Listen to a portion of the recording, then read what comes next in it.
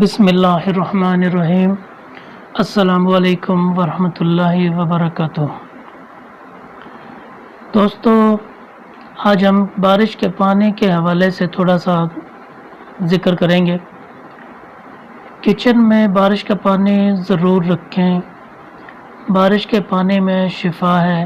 جب بھی بارش ہو تو بارش کا پانی جمع کر لیں اور کچن میں بوتل بھر کر رکھ دیں۔